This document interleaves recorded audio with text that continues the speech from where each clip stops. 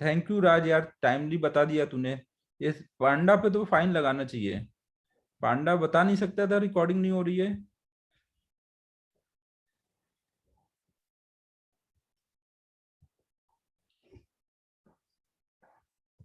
तेरे वजह से आज हम लोग का काफी लॉस हो गया यार। 10 मिनट की रिकॉर्डिंग मिस हो गई। तो अब हम लोग देखो एफिशिएंसी निकालते हैं ना। तो एफिशिएंसी के लिए हम लोग अब क्या क्या करेंगे। देखो ए टू बी के लिए एक बार लगाएंगे। क्यू निकालने का फॉर्मूला ए टू बी कौन सा प्रोसेस है।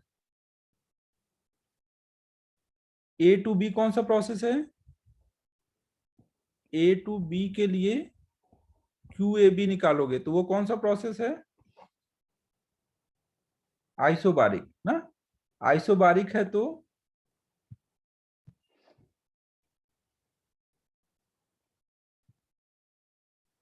अबे पांडा बाकी लोग तो जिंदा है लेकिन तू साई फाई टेक का यार वो है, क्या बोलते हैं उसको, चैनल चलाता है। तुझे तो इन सब चीजों में तेज होना चाहिए। एडमिन फाउंडर है तू यार, नेट वाली चीजों पे तुझे सबसे पहले रिस्पॉन्ड करना चाहिए।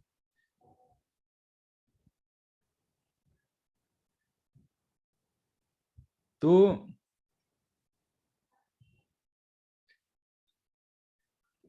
ए टू बी के लिए देखो जब हम लोग लगाएंगे तो क्या लगाएंगे। आइसोबारिक प्रोसेस है ना। ए टू बी में प्रेशर कांस्टेंट है। प्रेशर कांस्टेंट है तो क्या लगाएंगे। क्या बात है, चवन भी चलाता है क्या।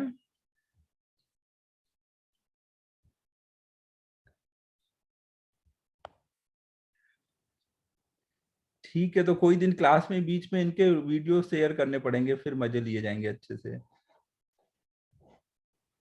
छोटा पांडा ने शायद डिलीट कर दिया है अपना चैनल। छोटा पांडा ने भी अच्छा कुछ किया हुआ था।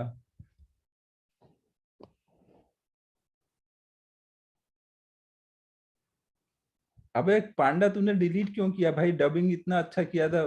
देखते हम लोग भी। छोट ये खालकर बड़ा पांडा है या छोटा पांडा है। खालकर बड़ा पांडा है। अच्छा। साइज में तो वही छोटा लगता है यार। खालकर को छोटा पांडा ही बोलना चाहिए था, बट ठीक है जो भी नाम है। तो अब से खालकर छोटा पांडा है और श्रेयस बड़ा पांडा है। क्या उल्टा बोल दिया था। खालकर बड़ा पांडा है और श्रेयस छोटा पांडा है। बहुत कंफ्यूजन है भाई ये तो। चलो देखो अब क्यू ए टू बी।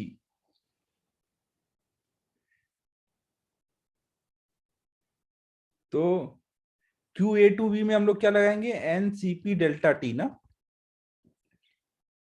और सीपी की वैल्यू कितनी लिखेंगे। सीपी की वैल्यू कैसे निकालेंगे। सीपी होता है हमारा सीवी प्लस आर। और सीवी को हम गामा के टर्म में कितना लिख सकते हैं, R over gamma minus one plus R. Question में देखो जो हमें दिया हुआ है गामा वही यूज करना पड़ेगा ना, खुद से नहीं डालना है। क्वेश्चन में गामा दिया है ना 1.5, तो वो यूज करेंगे। तो यहाँ 2 ऊपर आ जाएगा तो 2 आर प्लस आर मिलके 3 आर आ जाएगा सीपी की वैल्यू।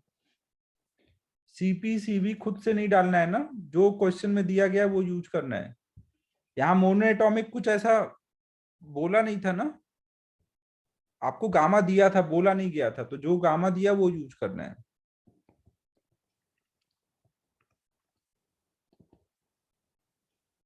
तो अब देखो यहाँ पे 3 कॉमन हो जाएगा, एन की वैल्यू 1 है।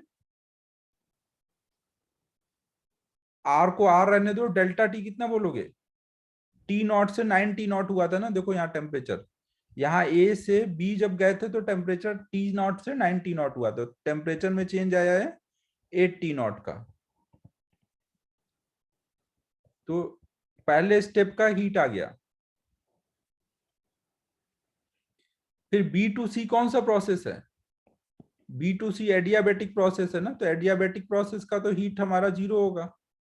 तो वो तो ऑलरेडी निकल गया। ठीक है बच्चों।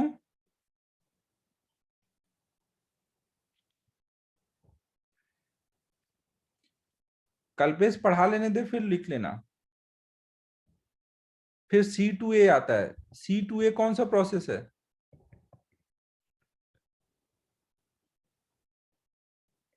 तो C2A के लिए अगर आप Q equal to W plus delta U लगाओगे तो अबे पांडा बहुत पिटेगा तू। C2A में अगर केवल आप केवल C2A के लिए लगा रहे हैं ना फर्स्ट लॉ ऑफ थर्मोडायनेमिक्स, तो डेल्टा यू जीरो होगा ना वहां पर। तो Q की वैल्यू कैसे निकालोगे? वर्क निकाल करके ना। Q की वैल्यू कैसे निकालेंगे? वर्क निकाल करके। तो Q इक्वल टू डब्ल्यू, और डब्ल्यू क्या होगा? NRT, टी जो भी C या A पर है ना, ln V2/V1। N कितना है? 1। R T, T नॉट है ना। ln फाइनल वॉल्यूम कितना आया है? फाइनल आप A पे जा रहे हो ना, देखो आप यहां से C से A पे जा रहे हो, फाइनल वॉल्यूम V नॉट और इनिशियल कितना आया है? A पे हमारा कितना आया था? 729 V नॉट। 729 वी नॉट आया था ना।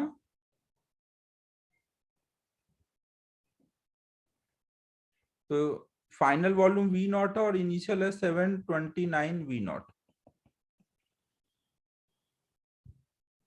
हाँ, आइसोथर्मल में डेल्टा टी जीरो है। Very good. तो क्या बोलना चाह रहा है इससे? अरे प्रभु, ये कौन सा तरीका आ गया? डेल्टा टी जीरो है तो क्यू जीरो होगा। आइसोथर्मल प्रोसेस का सी बता कितना होता है? इनफाइनाइट।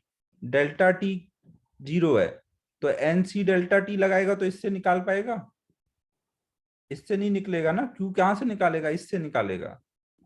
ये जीरो है तो ये बराबर ये हो जाएगा।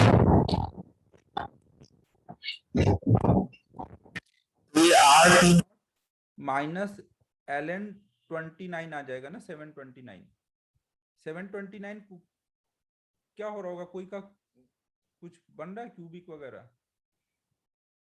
क्या हुआ फिर से? विस्फोट? Boom boom.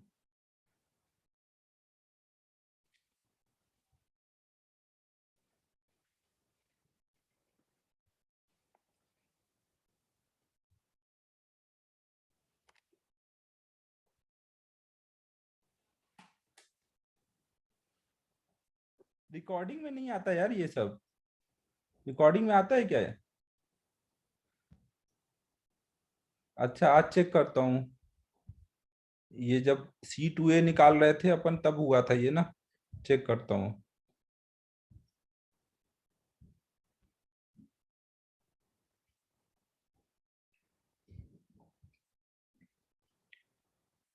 अभी कुछ सही हो गया क्या?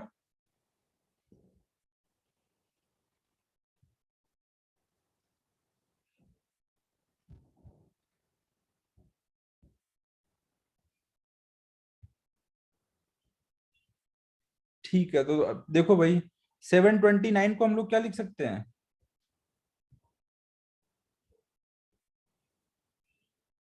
3 के power 6 minus R T naught L N 3 के पावर 6। तो 6 को आगे ले जाएंगे तो -6 आर टी नॉट ln 3 ना। ये हमारा क्यू आ गया ना। अब क्यू पता है, लास्ट स्टेप का और पहले स्टेप का भी क्यू पता है ना। ये देखो, एक मिनट रुकना। हेलो।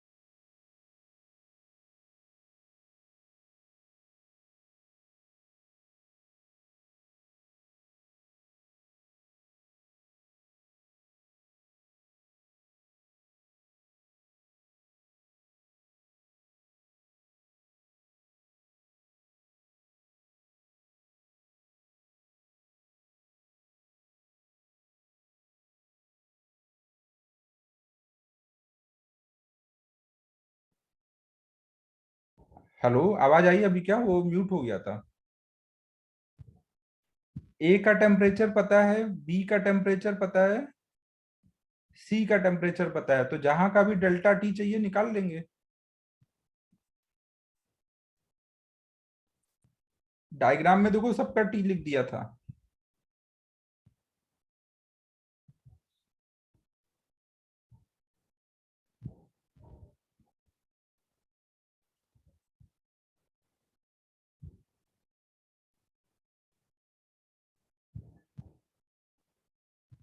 अच्छा, सी पे कैसे टेम्परेचर आया?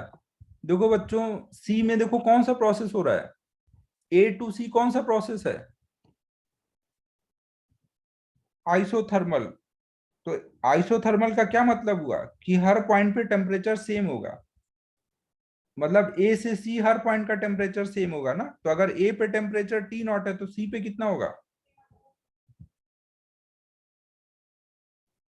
टी नॉट हो जाएगा ना।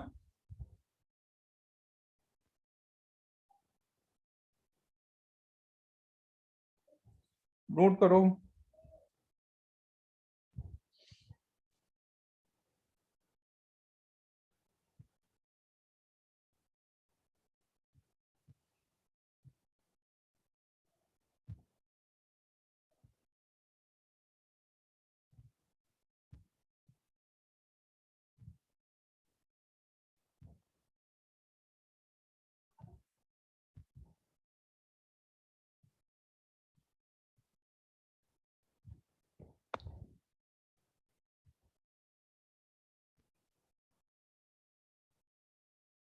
अब देखो, अगर हमें तीनों स्टेप के क्यू पता है तो एफिशिएंसी के लिए हम लोग क्या करेंगे? सम ऑफ ऑल क्यू ना। वर्क निकालना है मतलब सम ऑफ ऑल क्यू करना है, और नीचे sum of all positive Q करना है इनटू 100।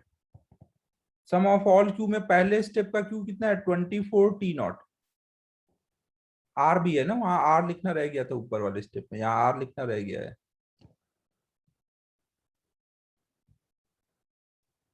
और दूसरे स्टेप में 0 है। तीसरे स्टेप में -6 R T0 ln 3 अपॉन में पॉजिटिव क्यू। पॉजिटिव केवल एक ही है, 24 R T0 into 100। R T0 तीनों जगह आएंगे, वो कॉमन होके कट जाएंगे।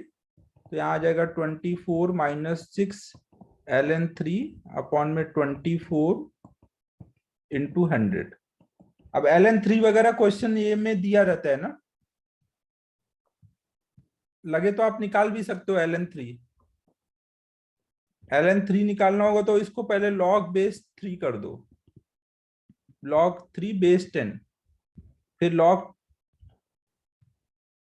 प्रथम बेटा कैलकुलेटर यूज करो क्या?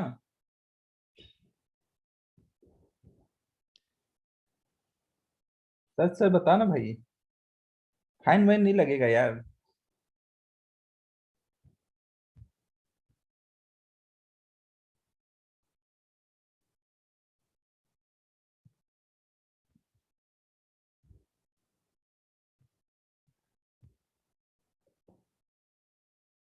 क्या बात है। तो अब देखो यहाँ पे 2.303। प्रथम कुछ ज्यादा ही फास्ट कर रहा है, इसलिए डाउट तो आएगा ही भाई।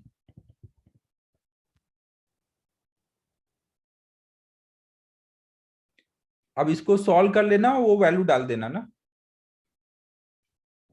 अब इतना सॉल्विंग नहीं करते, यही छोड़ देते हैं, बाकी कर लोगे।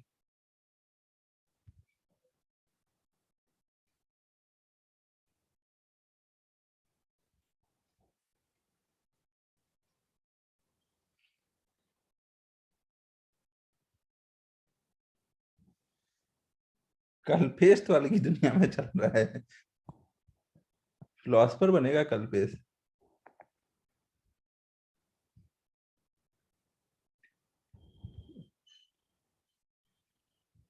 ठीक है, इसमें किसी स्टेप में किसी को कोई दिक्कत है? इसको यहीं छोड़ दे रहे हैं ना, अब आगे नहीं कैलकुलेट कर रहे हैं।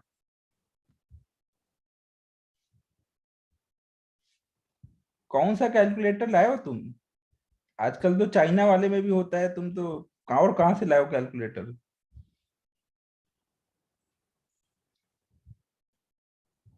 हर कैलकुलेटर में रहता है यार।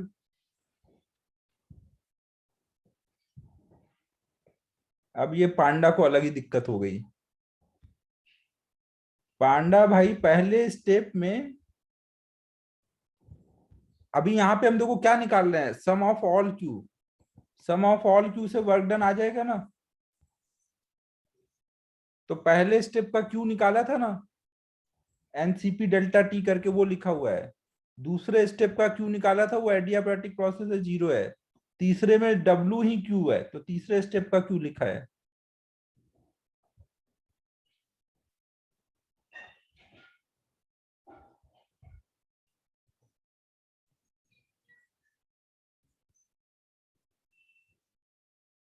अच्छा, तो तू लोकल वाला यूज कर रहा है ऐसा बोल रहा है। पार्थ जो है वो लोकल वाला कैलकुलेटर यूज कर रहा है, इसलिए नहीं है उसके में। जो वो किराना की दुकान पे रहता है वो वाला यूज कर रहा है।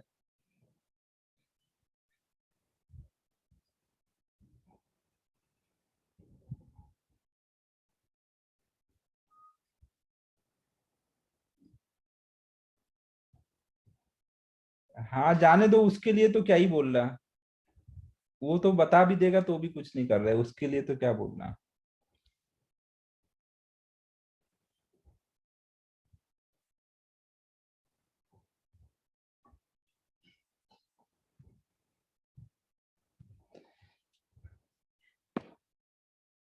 ठीक है बच्चों, यहाँ तक नोट हो गया।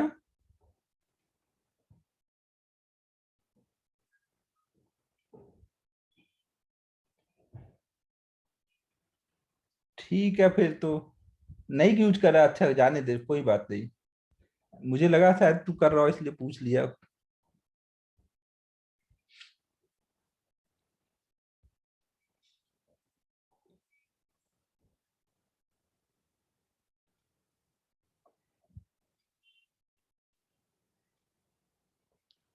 ये नोट हो गया बच्चों यहाँ तक। जल्दी करते हैं यार, आज ये खत्म करना है, तुम लोग फालतू के टाइम पास करवा रहे हो। मुझे ही बहुत मजा आ रहा है ये काम करने में।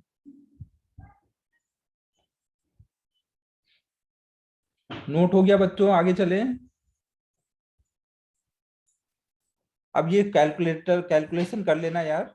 इसका मत उतना लोड लो, लिख लो बस ऐसे ही। फाइन की वसूली यार, खुलने दो फिर करते हैं।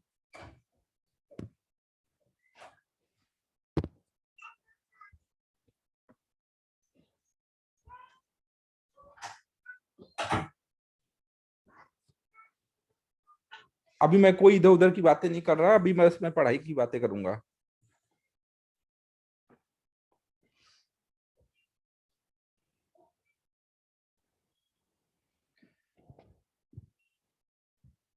ये नोट हो गया बच्चों।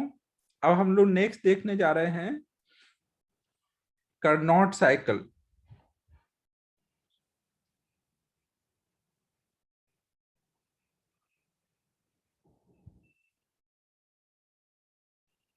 ऑनलाइन में फाइन तो आराम से जमा हो जाएगा। अभी देख, तू पेटीएम खोल और मेरे नंबर पे पेटीएम कर दे, कभी जमा हो जाएगा।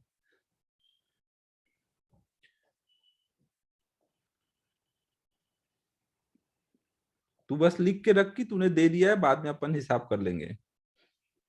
चलो बच्चों, अब हम लोग नेक्स्ट देख रहे हैं कार्नोट साइकिल।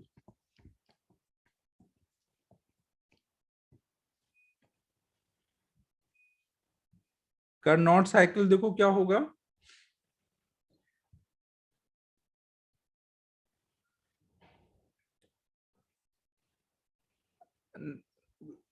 देखो कार्नोट साइकिल जो होता है ये 4 स्टेप से मिलके बना होता है।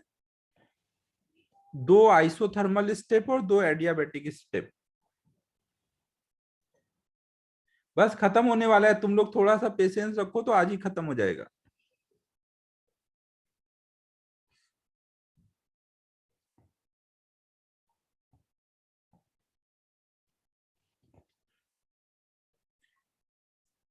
तो ये देखो यहाँ पर 2 स्टेप से मिलके बना है।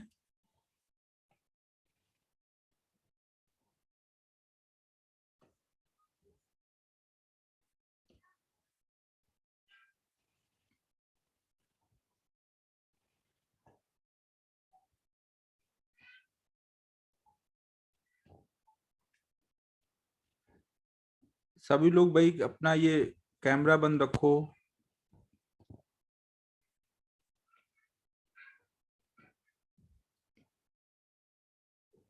स्पाइडर पांडा आ गया ये।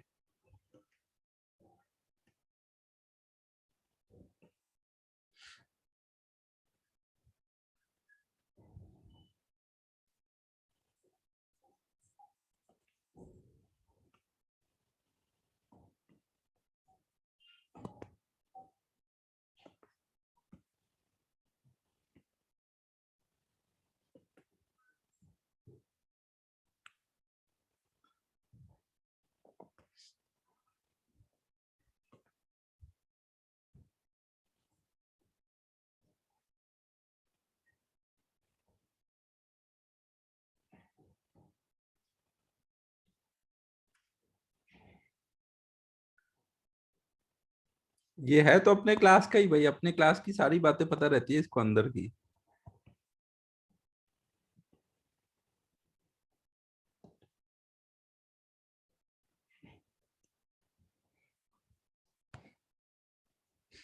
ये जब बोर होता है तो कुछ ऐसी हरकतें कर देता है। अभी तक देखो पढ़ रहा होगा, इतनी देर से आया हुआ है और अभी जाके।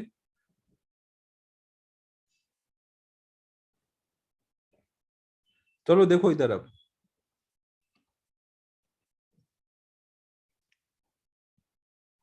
देखो ये हम लोग अब नेक्स्ट देखने जा रहे हैं कार्नोट साइकिल।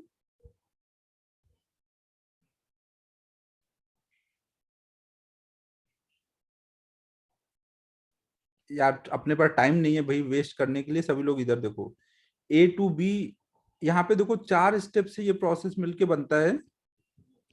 2 स्टेप में एक्सपेंशन होता है और 2 स्टेप में,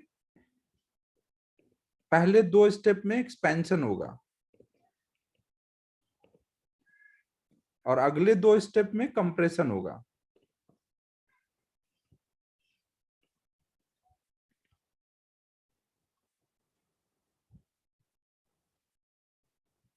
हाँ, log 2 log 3 बस याद रखते हैं प्रथम। अब देखो इधर, और हमेशा यहाँ पे एडियाबेटिक और isothermal, isothermal and adiabatic process alternatively होता है ना, ऑल्टरनेट चलते हैं यहाँ पे।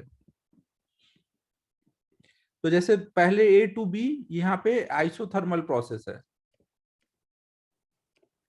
फिर उसके बाद एडियाबेटिक प्रोसेस है, फिर आइसोथर्मल और फिर एडियाबेटिक। ना तो ऐसे साइकिल को हम लोग कार्नोट साइकिल बोलते हैं। नहीं नहीं, ये हाइपोथेटिकल नहीं होता भाई। ना ऐसे साइकिल को हम लोग कार्नोट साइकिल बोलेंगे।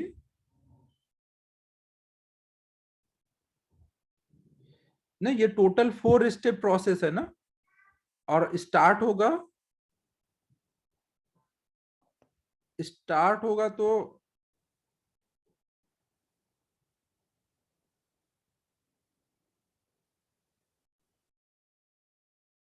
आइसोथर्मल प्रोसेस से स्टार्ट हो रहा है, फिर एडियाबेटिक। ना पहले आइसोथर्मल फिर एडियाबेटिक फिर आइसोथर्मल फिर एडियाबेटिक, ऐसे चलता है। ठीक है, समझ आ रहा है सबको कार्नोट साइकिल कैसे रहता है? 2 आइसोथर्मल प्रोसेस और 2 एडियाबेटिक प्रोसेस से मिलके बनता है। और ये ऑल्टरनेट रहेंगे ना, एक आइसोथर्मल एक एडियाबेटिक, फिर एक आइसोथर्मल फिर एक एडियाबेटिक। और पहले 2 बार हम एक्सपेंशन करते हैं, फिर 2 बार कंप्रेशन करते हैं। ठीक है बच्चों।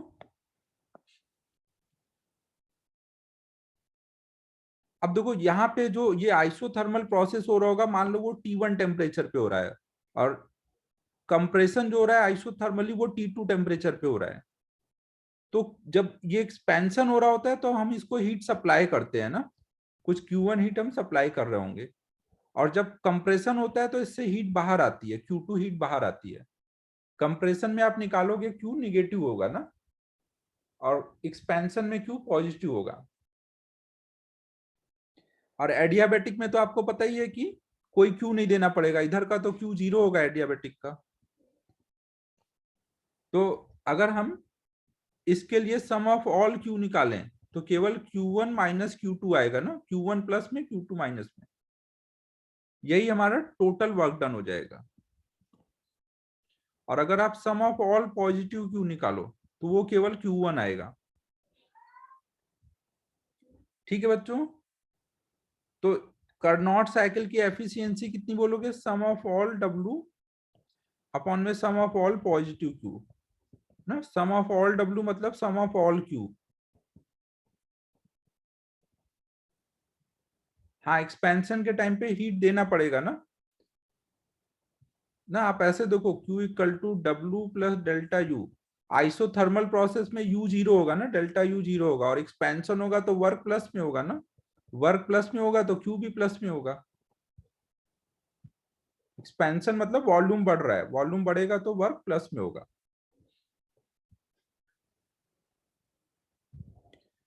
अब देखो सम ऑफ ऑल क्यू को लिख सकते हो Q1 माइनस Q2 अपॉन में Q1 इंटू 100 ना, परसेंटेज के लिए इंटू 100 कर देंगे तो ये आ जाएगा हमारा 1 minus Q2 by Q1 into 100। फिर अभी हम लोग पढ़ेंगे, अभी हम लोग डिराइव करेंगे कि कार्नोट साइकिल के लिए Q बाई टी हमेशा कांस्टेंट होता है, मतलब जिस भी स्टेप का Q ले रहे हो उस स्टेप का T ये हमेशा कांस्टेंट आएगा। मतलब Q1 Q2 बाई Q1 बराबर होगा T2 बाई T1 के। तो यहाँ पे आप ये यूज कर दोगे तो ये एफिशिएंसी ऐसे आ जाएगी ना, T2 मतलब ये नीचे का टेम्परेचर T2 था ना, ऊपर का टेम्परेचर T1 था। नहीं नहीं नहीं, 100% कोई की एफिशिएंसी पॉसिबल ही नहीं है। न्यू अभी हम सेकेंड लॉ पढ़ेंगे, सेकेंड लॉ में यही स्टेटमेंट है कि किसी की एफिशिएंसी 100% हो ही नहीं सकती।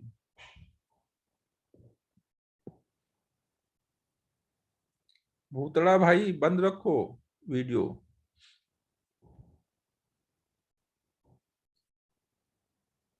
ये कहाँ बैठा है आज, ग्रेविटी नहीं आया क्या? भूतड़ा कहाँ है आज तू, घर से ही क्लास अटेंड कर रहा है?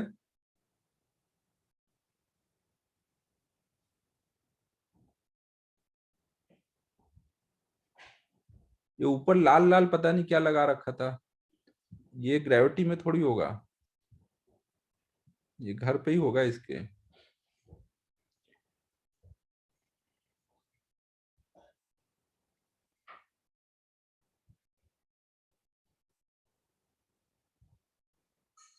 हाँ वो रोज तो आता है उधर।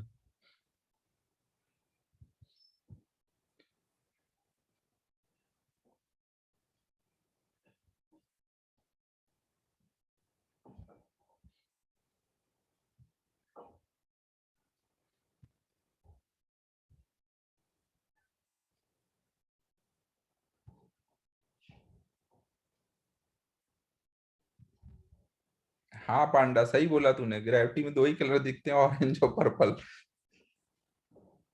जो विजय सर के फेवरेट है एकदम।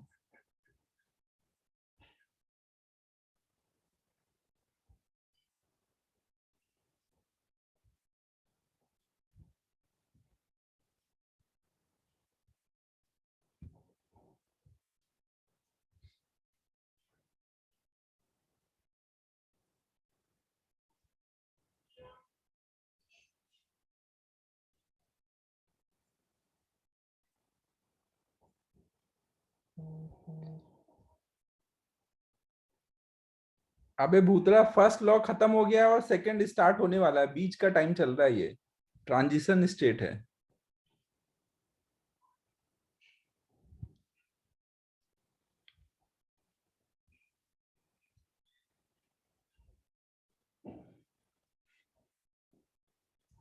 ये नोट हो गया।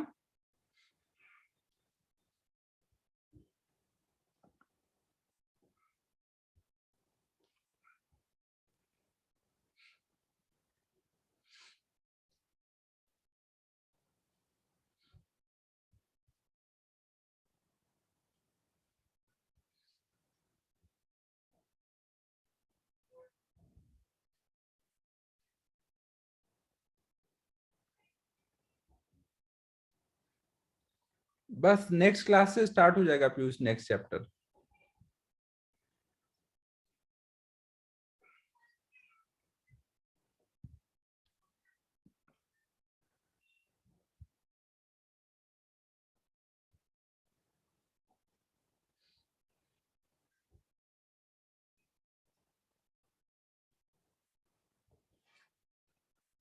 वो तुम लोग के ऊपर है, तुम लोग जल्दी लिखो तभी तो खत्म करूं। ये नोट हो गया। तो देखो भाई, कार्नोट साइकिल पे आपको क्या क्या याद रखना है। कार्नोट साइक्लिक प्रोसेस के लिए हमें क्या क्या ध्यान रखना है।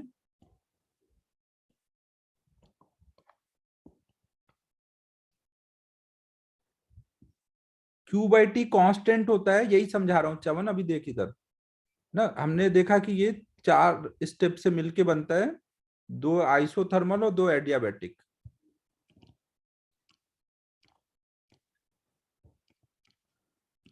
ना जब एक्सपेंशन होता है तो वो T1 टेम्परेचर पे होता है, और कंप्रेशन होता है तो T2 पे ना। ये आइसोथर्मल वाले प्रोसेस है ना।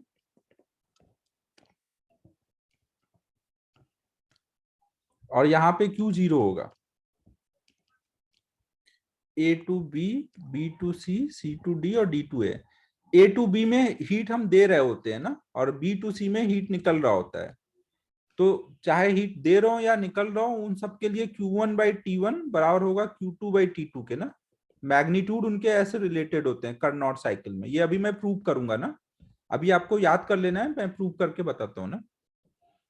ना आप उसको ऐसे बोलोगे कि Q/T कार्नोट साइकिल में कांस्टेंट होता है ना। दूसरा हमने क्या देखा कि एफिशिएंसी निकालना होगा तो 1 - Q2/Q1 लगाएंगे इंटू 100, या फिर 1 - Q2/Q1 को लिख देंगे T2/T1 इंटू 100। ठीक है। और एक चीज और आपको ध्यान रखनी है कि ए पे वॉल्यूम अगर VA है, बी पे वॉल्यूम VB है, सी पे वॉल्यूम VC है, और डी पे वॉल्यूम VD है, तो यहाँ पे हमेशा जो डायगोनल में वॉल्यूम आएंगे, उनका जो प्रोडक्ट होगा वो हमेशा कांस्टेंट होगा। मतलब VA इंटू VC बराबर होगा VB इंटू VD ना। ये भी आपको याद रखना है। कुछ समझ आ रहा है क्या क्या चीजें याद रखनी है कार्नोट साइकिल में। अभी मैं सब डिराइव करके बताऊंगा ना, बट अभी के लिए आपको बस पहले समझ लेना है कि क्या क्या हमें काम की चीजें हैं जो याद रखनी है।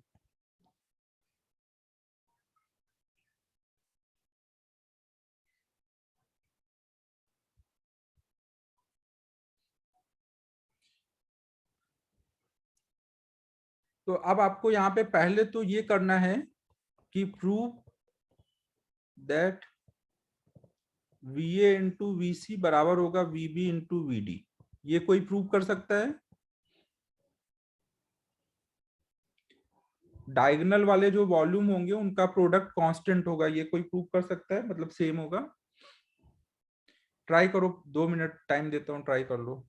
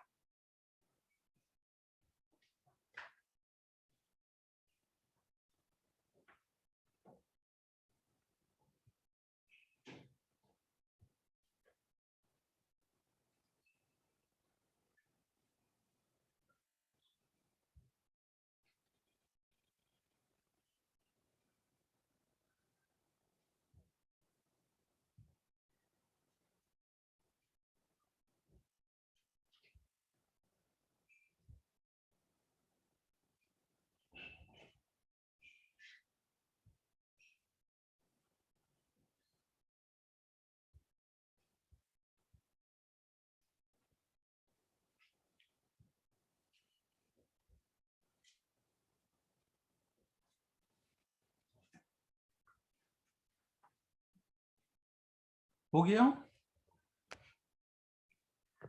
तो पांडा को अनम्यूट करते हैं, पांडा बताएगा कैसे हुआ है।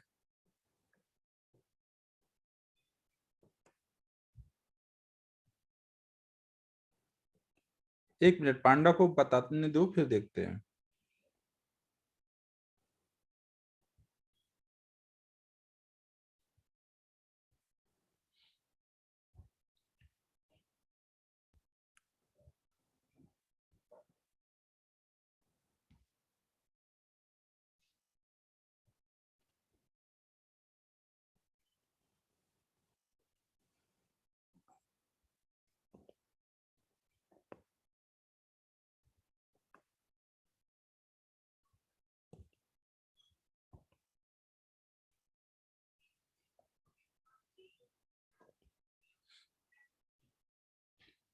अबे ये पांडा नहीं है क्या, कोई और है क्या?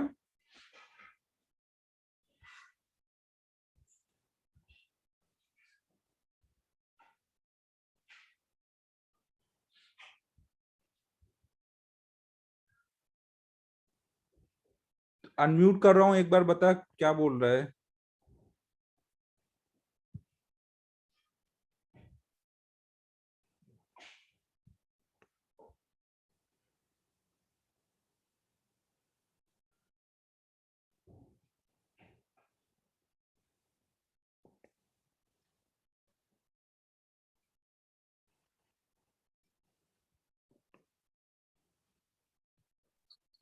हेलो।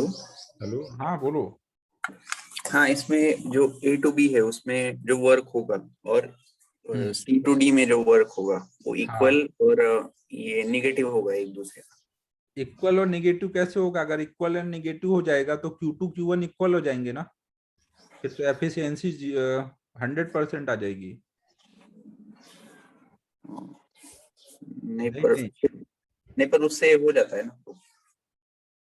अब बहुत पीटूंगा, कुछ भी फर्जी बातें करता है फिर बोलेगा हो गया। नहीं हुआ तेरा, सही से कर।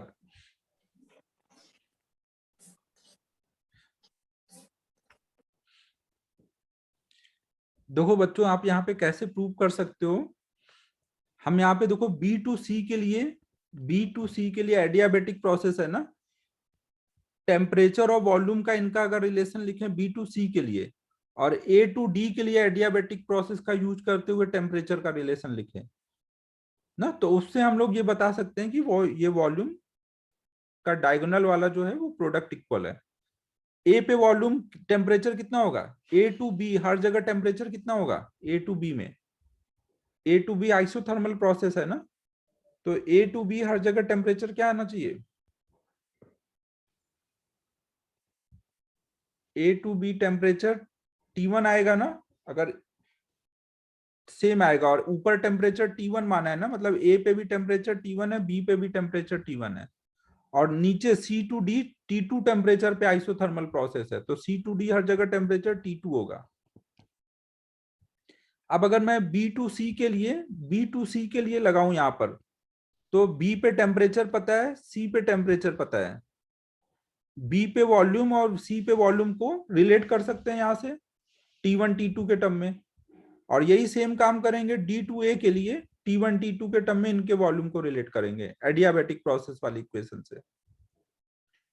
समझो बी टू सी के लिए अगर हम लोग बी टू सी के लिए VT माइनस क्या रहता था हमारा, TV गामा-1, TV गामा-1 इक्वल टू कांस्टेंट होता है ना। तो B2C लगा रहे हैं ना, बी और सी के लिए। बी पे वॉल्यूम टेम्परेचर कितना है T1 और वॉल्यूम कितना है VB, इक्वल टू सी पे टेम्परेचर हो गया है T2 और वॉल्यूम हो गया है VC।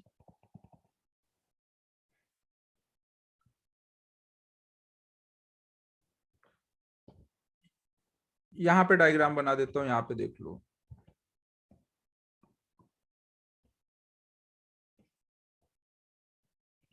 देखो ये T1 टेम्परेचर पे आइसोथर्मल प्रोसेस है ना,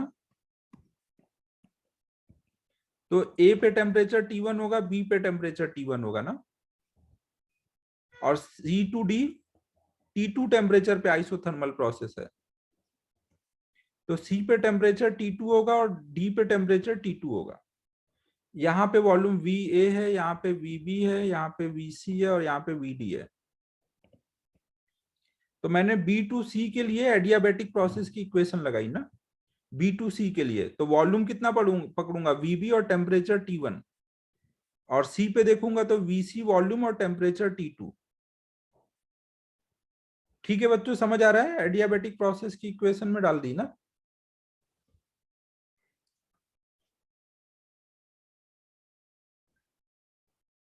अब ये एक इक्वेशन आ गई है। अब ऐसे ही हम लोग D2A के लिए एडियाबेटिक प्रोसेस वाली इक्वेशन लगाएंगे। डी से ए के लिए, डी पे वॉल्यूम कितना है VD और टेम्परेचर है T2, और ए पे वॉल्यूम है VA और टेम्परेचर है T1। तो कितना आ जाएगा, टेम्परेचर T2, D2A लगा रहे हैं ना, पहले D का लिख रहे हैं फिर A का लिख रहे हैं। पहले D का लिखेंगे तो volume, sorry, temperature T2 volume VD equal to, फिर टेम्परेचर ऊपर T1 हो जाएगा और वॉल्यूम VA हो जाएगा। तो हमें इसको देखो डिवाइड करना है ना,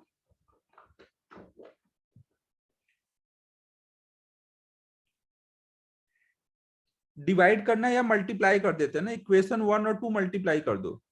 इक्वेशन 1 और इक्वेशन 2 मल्टीप्लाई करो, लेफ्ट को लेफ्ट से, राइट को राइट से ना। तो क्या आ जाएगा इधर, T1 T2 VB VD gamma -1 equal to आ जाएगा T1 T2 VA VC gamma -1। तो अब दिख रहा है ये T1 T2 कट जाएगा, गामा -1 पावर से दोनों से कट जाएगा और आ जाएगा VB VD equal to VA VC ना। तो आपको ये याद रखना है ना, बार बार हम इतना डिराइव नहीं करेंगे। डायगोनल में जो वॉल्यूम आएंगे उनका प्रोडक्ट इक्वल होगा।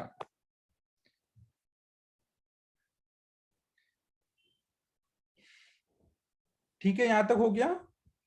अब अगला हम लोग प्रूव करेंगे Q/T कांस्टेंट होगा, Q/T कांस्टेंट होगा। अब हम लोग ये प्रूव करेंगे।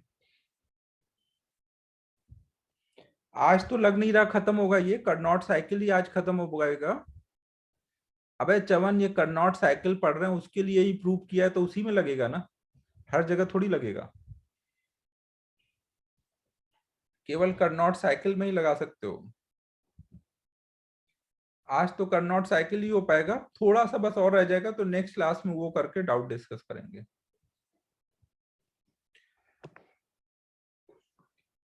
और फाइनली नेक्स्ट क्लास में भूतड़ा वाला सेकेंड लॉ स्टार्ट हो जाएगा, जिसका भूतड़ा कब से इंतजार कर रहा है। अब हम लोग देखो अगला प्रूव करने जा रहे हैं Q/T कांस्टेंट।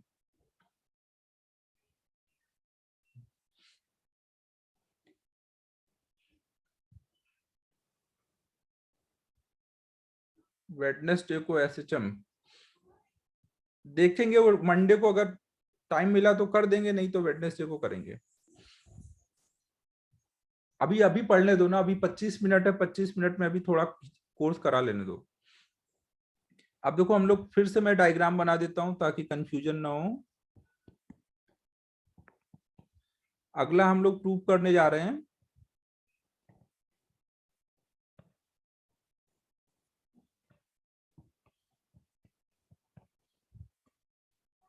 T1 टेम्परेचर पे यहाँ पे जो हीट आएगी Q1, और T2 टेम्परेचर पे जो हीट बाहर जाएगी T2 ना, उनका रेशियो सेम होगा। अब हम लोग ये प्रूव करने जा रहे हैं ना। हम लोग क्या प्रूव करने जा रहे हैं, Q1/T1 बराबर होगा Q2/T2 के, मतलब बोलेंगे Q/T वहां पर कांस्टेंट होगा।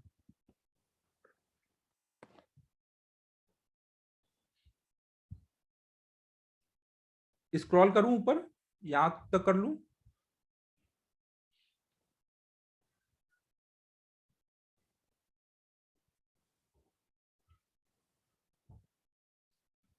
स्टार्ट करें बच्चों?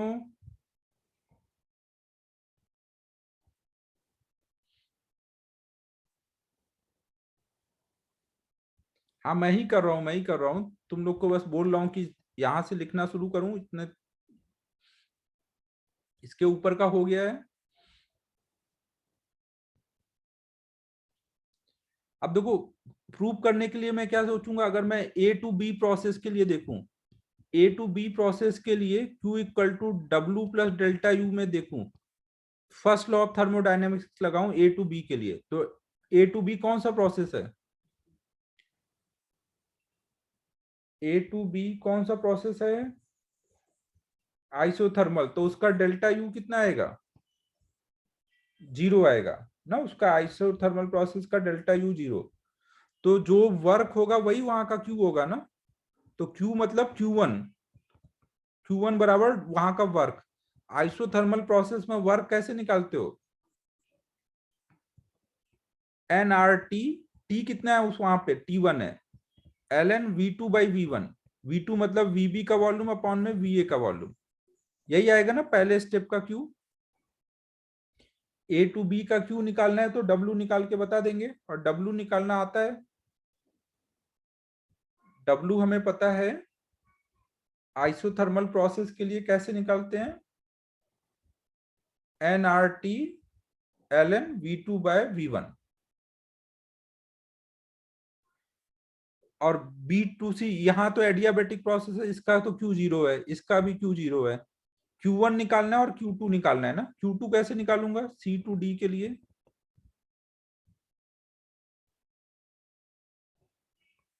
अभी देखता हूं तूने क्या प्रूव किया था। अब Q2 देखो निकालो, Q2 कैसे निकालोगे फिर से, C2D भी कौन सा प्रोसेस है,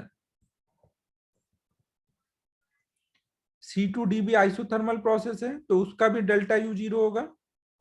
तो C2D के लिए भी जो Q2 आएगा वो क्या होगा, जो वर्क डन होगा वही आएगा, और वर्क डन कितना आएगा, एन आर टी, C2D में टेम्परेचर कितना है, T2 है ना, एल एन VD/VC, सही है ये।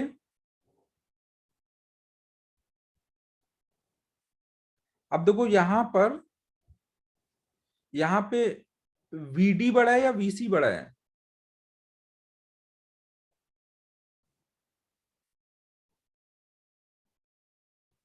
VD बड़ा है या VC बड़ा है, VC बड़ा है ना, तो VD/VC ये वैल्यू प्लस में आएगी माइनस में आएगी, एल एन VD/VC क्या आएगा, माइनस में आएगा ना, माइनस बता रहा है कि यहाँ पे हीट रिलीज हो रहा है, माइनस बता रहा है कि यहाँ हीट रिलीज हो रहा है ना। तो अगर मुझे केवल उसका मैग्नीट्यूड देखना रहे, केवल मैग्नीट्यूड देखना रहे, तो मैं क्या लिखूंगा, अगर मैग्नीट्यूड देखना रहे, पांडा रुक जा भाई थोड़ी देर, केवल मैग्नीट्यूड देखना रहे तो मैं क्या लिखूंगा, NRT2 ln VC/VD लिखूंगा ना, जब मुझे मैग्नीट्यूड चाहिए केवल। यहां पे मैंने केवल मैग्नीट्यूड लिखा है ना, क्यू केवल क्या है, मैग्नीट्यूड है, ये मैग्नीट्यूड को रिप्रेजेंट कर रहा है।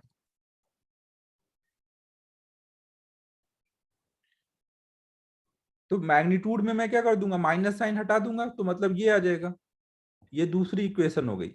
अब पहली वाली तो ऑलरेडी प्लस में थी, तो उसको आप ऐसे ही लिख सकते हो, मैग्नीट्यूड Q1 का मैग्नीट्यूड, तो Q1 का मैग्नीट्यूड डिवाइडेड बाय Q2 का मैग्नीट्यूड कितना आएगा, NRT1 ln VB/VA, और इधर आएगा NRT2 ln VC/VD। आपको देखो पता है डायगोनल का वॉल्यूम इक्वल है, मतलब VA VC बराबर है VB VD, तो इसका मतलब क्या हुआ, VB/VA बराबर होगा VC/VD, ये होगा कि नहीं होगा, ऊपर देखो VB/VA है और नीचे VC/VD है, तो ये वाले टर्म कट जाएंगे ना, और NR कट जाएगा, तो इससे क्या आ जाएगा, Q1/Q2 का मॉड बराबर होगा T1/T2 के। तो मॉड को हम नॉर्मली ऐसे ही बस लिख देते हैं ना, Q1/Q2, आपको ध्यान रखना है कि मैग्नीट्यूड लिखा है।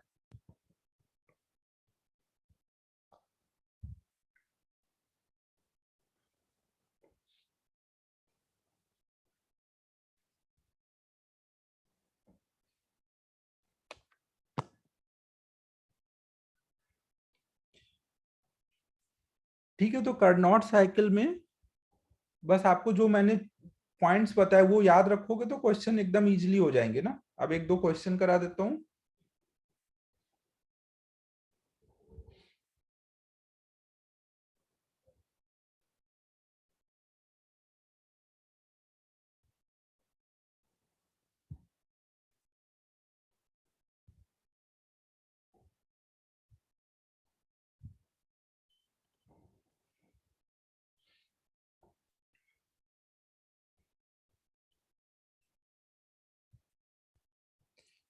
अबे पांडा, जब Q/T कांस्टेंट है, ये अभी प्रूव ही नहीं हुआ था, तो वो क्यों यूज कर लिया तूने?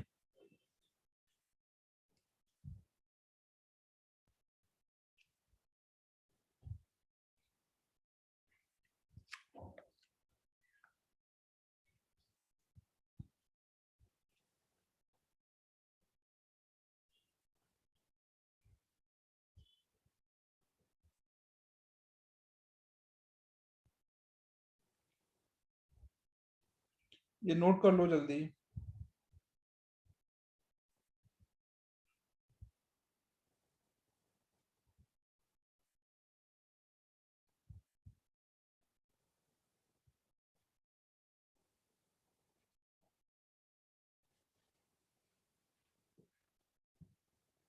तेजस, यहाँ से।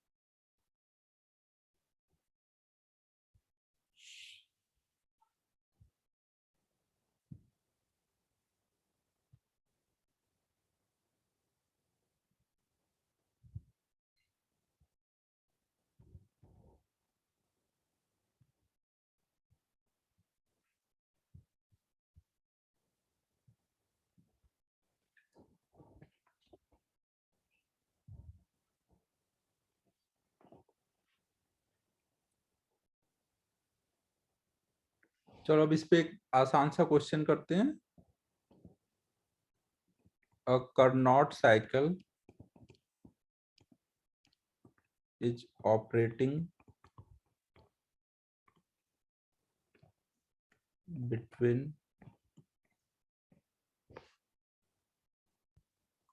20 127 degree centigrade and 27 degree centigrade. नहीं नहीं, छोटा क्वेश्चन है।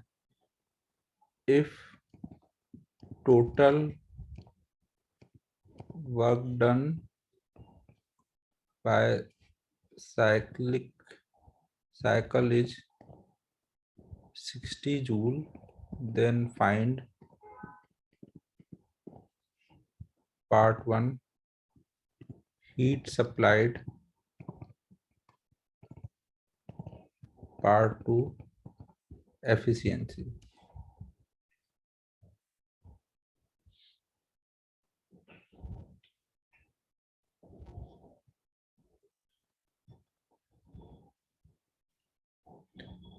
प्रथम, छोटा है कि नहीं क्वेश्चन?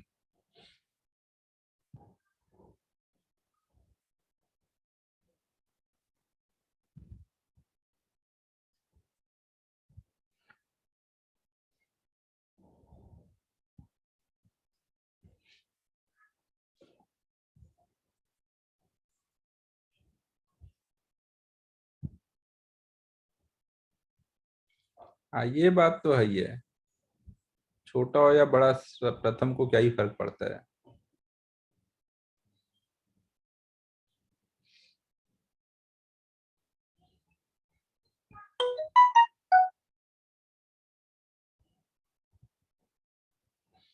ठीक है, तो अब देखो हम लोग यहाँ पे कैसे सोचेंगे।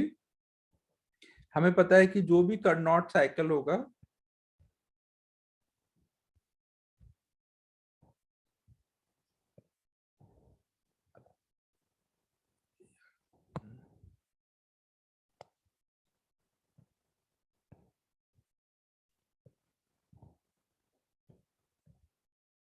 तो जो भी कार्नोट साइकिल होगा उसमें हमें पता है कि कुछ Q1 हीट आ रहा होगा T1 टेम्परेचर पे और Q2 हीट जा रहा होगा T2 टेम्परेचर पे। तो ये जो T1 T2 होते हैं ये हमेशा किस में होते हैं, केल्विन में होते हैं ना। T1 जो हाई टेम्परेचर होगा ये हाई टेम्परेचर होता है ना, T1 हाई टेम्परेचर होता है, T2 लो टेम्परेचर होता है। T1 की वैल्यू 127 प्लस 273 है, ये कितना हो जाएगा 400 केल्विन। और T2 की वैल्यू डालोगे 27 प्लस 273 तो 300 केल्विन। और साथ में हमें क्या दिया हुआ है, वर्क डन दिया है। वर्क डन मतलब क्या हुआ, Q1 माइनस Q2 का डिफरेंस दिया है ना। वर्क डन क्या होता है, सारे Q का सम, ये पॉजिटिव Q होगा ये निगेटिव Q होगा। तो मैग्नीट्यूड अगर देखें तो एक Q1 माइनस Q2 करेंगे ना, नेट वर्क डन क्या आएगा Q1 माइनस Q2। और Q1 Q2 का रेशियो पता है हमें, Q1 बाई Q2 बराबर होगा T1 बाई T2।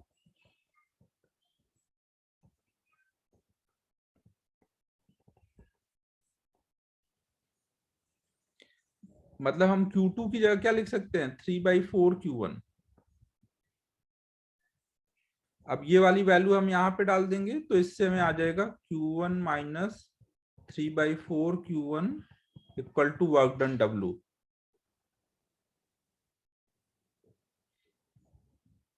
तो ये आ गया Q1/4 इक्वल टू 60, मतलब हीट सप्लाइड आ गया 240 जूल। ये हीट सप्लाइड आ गया। अब हीट सप्लाइड पता है, वर्क डन पता है, तो हम लोग एफिशिएंसी निकाल सकते हैं ना। एफिशिएंसी इक्वल टू आ जाएगा heat supplied, sorry work done upon में heat supplied into 100। Work done है 60, हीट सप्लाइड है 240 इनटू 100, मतलब 25%।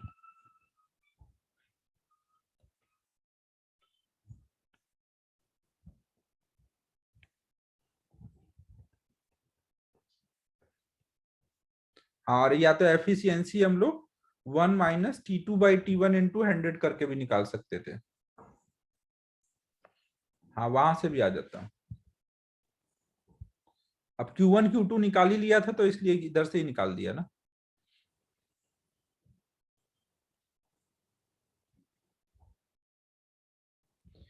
ठीक है, तो कार्नोट साइकिल में हमें इतना ही करना है। इसके बाद अब हमें नेक्स्ट देखना है हीट इंजन के बारे में। अब बस थोड़ा सा और बचा है, हीट इंजन, रेफ्रिजरेटर और सेकेंड लॉ, सब छोटे छोटे टॉपिक हैं। अब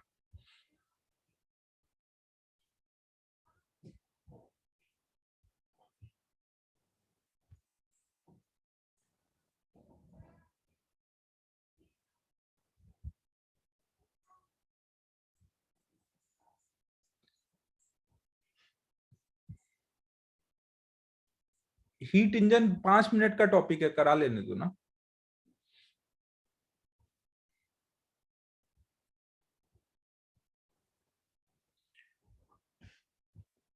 तो अब हम लोग नेक्स्ट टॉपिक स्टार्ट कर रहे हैं, हीट इंजन।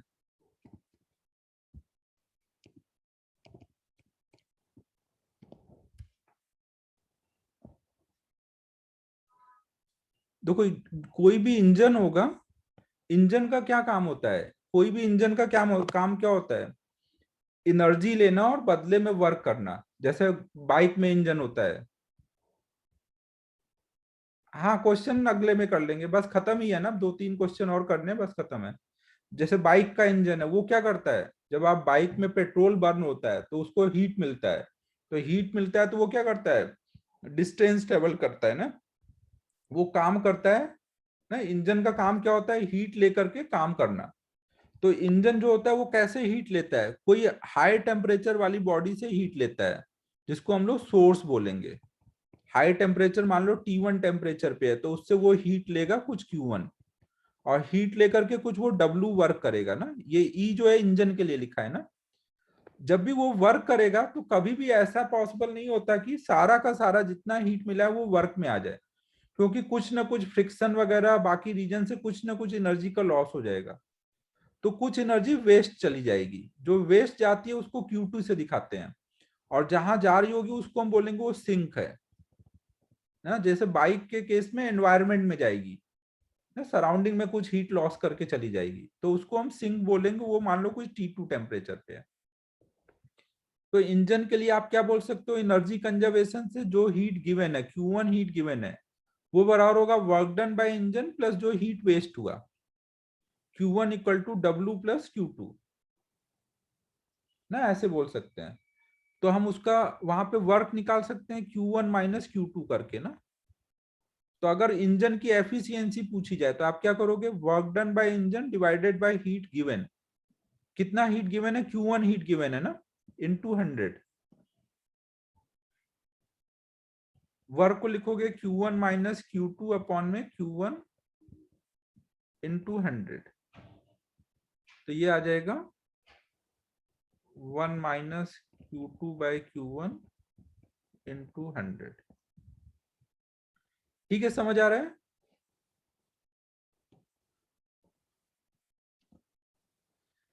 अब देखो, जो भी इंजन होता है वो कंटिन्यूअस एक ही काम करता रहता है ना। अगर कंटिन्यूअस एक ही काम करना है तो जो प्रोसेस है उसको बार बार रिपीट करना है। रिपीट कैसे हो पाएगा, जब साइक्लिक प्रोसेस होगा। तो जो भी इंजन्स होते हैं वो सब के सब किस पे बेस्ड होते हैं, साइक्लिक प्रोसेस पे बेस्ड होते हैं। हर एक इंजन साइक्लिक प्रोसेस पे बेस्ड होगा ना। साइकिल की एफिशिएंसी जो निकालते थे ना साइक्लिक प्रोसेस की, तो वो यही निकाल रहे हो, इंजन की एफिशिएंसी। जो भी इंजन की साइक्लिक प्रोसेस है उसकी एफिशिएंसी एक तरह से हम निकालते थे।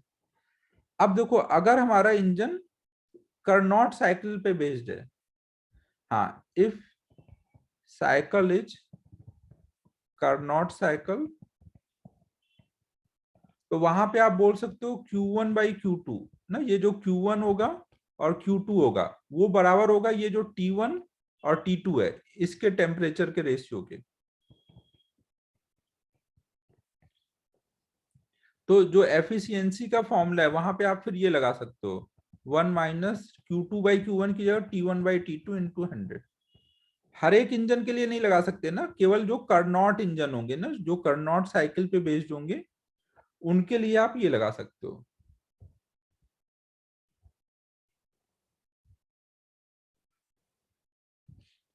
ठीक है बच्चों, समझ आया।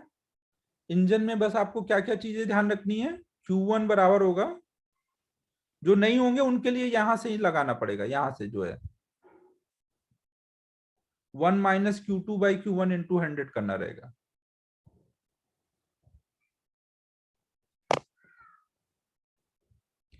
ठीक है, तो इंजन के बारे में हमें इतना ही देखना था ना।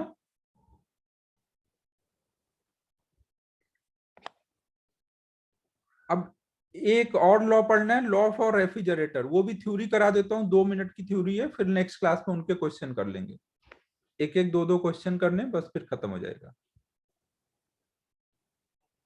ये नोट करो जल्दी, फिर उसकी थ्योरी कराता हूँ। अभी 5 मिनट है अपने पास।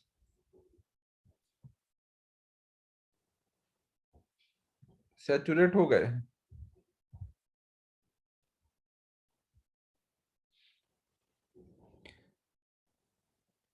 ठीक है, अच्छा फिर छोड़ देता हूँ। ठीक है बच्चों, तो ये नोट कर लो।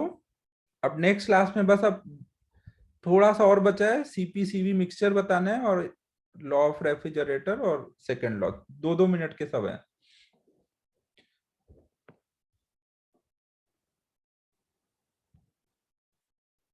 देखो अमन, मैंने यहाँ पे ये बोला है, इंजन हमेशा क्या होगा, कोई हाई टेम्परेचर वाली बॉडी से हीट लेगा और कुछ वर्क करेगा, और सारा का सारा जो हीट उसको मिला है वो कभी भी वर्क में नहीं यूज हो पाता ना, थोड़ा बहुत हीट वेस्ट हो जाता है, फ्रिक्शन वगैरह या अदर रीजन की वजह से हीट वेस्ट होता है। तो हीट वेस्ट करके जो जा रहा होगा उसको हम सिंक में बोलते हैं कि सिंक में जा रहा है ना। जैसे बाइक के केस के लिए एनवायरनमेंट में कुछ हीट लॉस होता है ना, स्मोक के फॉर्म में धुआं निकलता है ना बाइक से, उस कुछ कुछ ऐसे सराउंडिंग को हीट लॉस होता है। सराउंडिंग का टेम्परेचर अगर T2 है और जिससे हीट आ रहा है अंदर वो T1 है, तो ये सोर्स हो गया, ये सिंक हो गया। तो एनर्जी कंजर्वेशन से हम बोल सकते हैं ना, ये कहां से बोला गया, एनर्जी कंजर्वेशन से।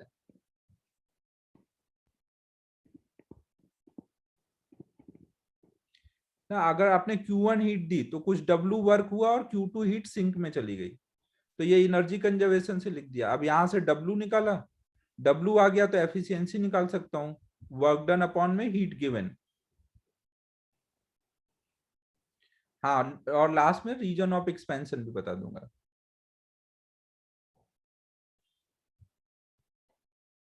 ठीक है बच्चों, फिर आज इतना ही करते हैं, अब बस थोड़ा सा और बचा है, नेक्स्ट क्लास में खत्म हो जाएगा।